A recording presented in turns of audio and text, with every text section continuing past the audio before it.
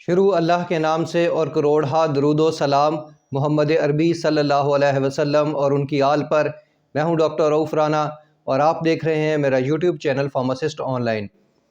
Back pain اور kidney pain کو differentiate کرنے کے لیے بعض اوقات اس قدر مشکل ہو جاتی ہے کہ ڈاکٹر صاحبان کو بھی بہت سارے ٹیسٹ کا سہارا لینا پڑتا ہے، الٹرا ساؤنڈ کا سہارا لینا پڑتا ہے اور یا ایکس رے کا سہارا لینا پڑتا ہے۔ یہ عموماً 10% کیسز کے اندر ہوتا ہے، لیکن 90% کیسز کے اندر یہ کرسٹل کلیئر ہوتا ہے کہ یہ بیک پین ہے یا یہ کڈنی پین ہے۔ اس کو ڈیفرینشیٹ کرنے کے لیے 5 عمومی طور پر علامات ہوتی ہیں جس کو دیکھا جاتا ہے اور اس سے فیصلہ کیا جاتا ہے کہ یہ کڈنی پین ہے یا بیک پین ہے۔ وہ 5 علامات آج کی اس ویڈیو میں ہم ڈسکس کریں گے۔ اگر آپ چاہتے ہیں کہ ہماری یہ ویڈیوز تواتر کے ساتھ آپ کو ملتی رہیں تو برائے مہربانی چینل کو سبسکرائب ضرور کر لیجئے گا۔ اس کی پہلی علامت جو ہوتی ہے جو ڈیفرینشیٹ کرتی ہے وہ اس کی لوکیشن ہے کہ درد کہاں پر ہو رہا ہے۔ بیک پین عموماً ہپس کے بالکل ہپ سے تھوڑا سا اوپر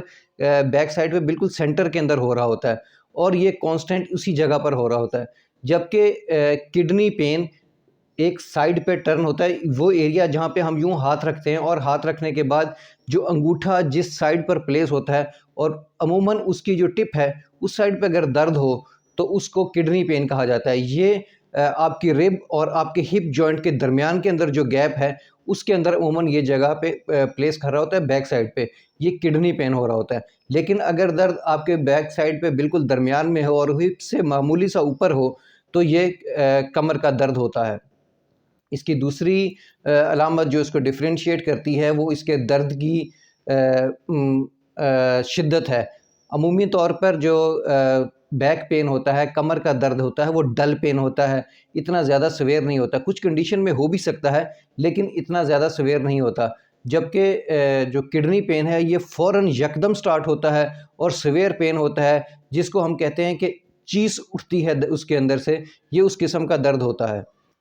اور جبکہ کڈنی جو بیک پین ہوتا ہے وہ سلولی درد ہو رہا ہوتا ہے۔ اس کی تیسری علامت اس کی پوزیشننگ ہے کہ بیک پین جو ہوتا ہے وہ عموماً ٹریول کرتا ہے ٹانگ کی سائڈ پہ۔ پین ٹریول کر رہا ہوتا ہے ٹانگ کی سائڈ پہ، جس طرح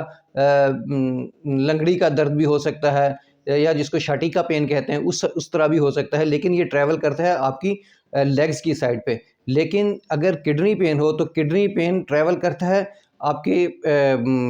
جو پیشاب کی نالی ہیں اس سائڈ پہ، آپ کی جینیٹلا کی طرف وہ کر رہا ہوتا ہے، یا پیشاب کی نالی کی طرف کو یہ درد اندر کی طرف کو یہ درد ٹریول کر رہا ہوتا ہے، جبکہ جو بیک پین ہوتا ہے وہ باہر کی طرف آپ کی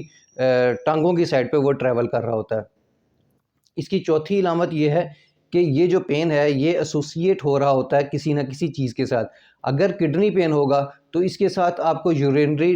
ٹریک کی انفیکشنز یا پیشاب کے مسائل کا شکار ہو سکتے ہیں، پیشاب کے اندر جلن ہو سکتی ہے، کوئی دقت ہو سکتی ہے، جبکہ بیک پین کے اندر ایسی کوئی دقت پریشانی نہیں ہوتی، وہ ایک مسلسل کانسٹنٹ درد ہوتا ہے۔ بیک پین عموماً آپ کی پوزیشن کے ساتھ ریلیٹ کر رہا ہوتا ہے، بعض اوقات بیٹھنے کے ساتھ اس میں ریلیف مل جاتا ہے، بعض اوقات لیٹنے کے ساتھ